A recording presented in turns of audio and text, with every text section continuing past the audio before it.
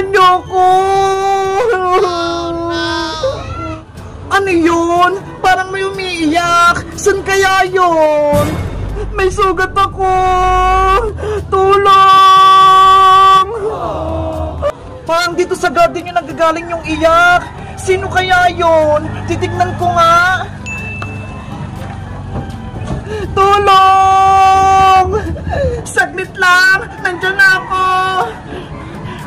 Naku! May kakaibang nilalang! Isa siyang tao! Dapat hindi niya ako makita! Sana hindi niya ako makita dito! Nasaan na yung umiiyak? Bigla siyang nawala! Pusa kaya yun o aso? Hindi naman ako aso at hindi naman ako pusa. Ang sama-sama naman itong taong to. Kung sino ka mang umiiyak ka, magpakita ka na. Bahala ka. Hindi kita tutulungan. Nasaan kaya yun? Kanina ko pa siyang naririnig umiiyak eh. Kawawa naman siya. Teka, mukha naman siyang mabait ah. Sa kanya na nga lang ako hingi ng tulong bago pa ako maubusan ng lakas. Ayaw mo talaga magpakita? Lalabas na ako. Hindi na kita tutulungan. Saglit lang tao. Tulungan mo ako. Ah! May kanto! Takbo! Hoy! Hindi ako maligno, no? Huwag mo akong takbuhan. Tulong! May maligno dito sa garden! Hulihin natin!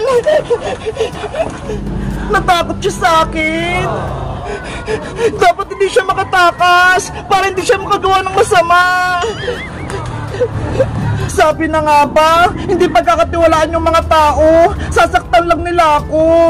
Nasaan ba kasi yung magic wand ko para mapagaling ko na itong sugat ko?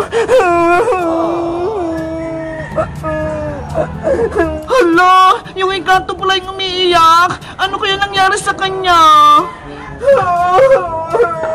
Ayoko na dito sa mundo ng mga tao. Mapangarip sila. Gusto ko na sa kalahan ng mga diwata. Ano? Isa siyang diwata? Totoo ba yun? Taong dinala? Naririnig mo ba ako? May sugat ako. Tulungan mo ako. Nangihina na ako. Nanginginig ako. Baka hindi ko na makaya. Kaya pala siya umiiyak dahil may sugat siya. Kailangan ko siyang tulungan. Bago kita tulungan, magsabi ka muna sa akin ng totoo. Isa ka bang maligno o isa kang diwata? Ano akala mo sa akin? Isa akong maligno?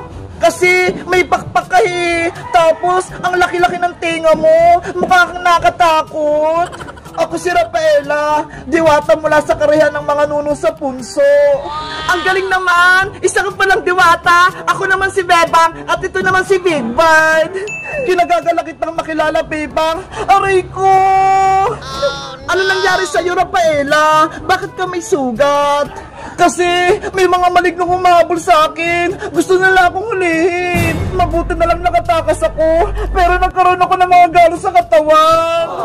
Ganun pala nangyari sa'yo. Wait lang, kuha ko ng gamot sa bahay para gumaling ang sugat mo. Salamat sa pagtulong, Bebang. Bigyan mo rin ako ng tubig kasi nauuhaw na ako eh. Sige, antayin mo ako dito ah. Guys, sa tingin nyo, tutulungan ko ba si Rafaelang diwata? Mabait kaya siya? Mag-comment lang kayo para sa part 2. Bye-bye!